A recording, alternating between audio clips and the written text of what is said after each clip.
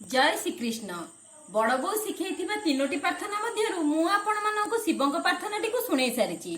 आज सुनैबी प्रभु श्री कृष्णक प्रार्थनाटी को।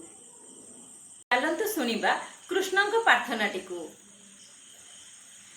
गुहारी मोहर एतिकी प्रभु तुमरी पाद तळे, देखिबि नीति मूर्ति तुम संध्या आरती बेले। लोड़े निधन राजासन माणिक हीरा मोती, लगाई देवी बास चंदन सदा रहु मोमती। बनमालती गुंथि मुनीति लंबाई तुम्भ गले, हजाई देवी निजकु सेही छंद चरण तले।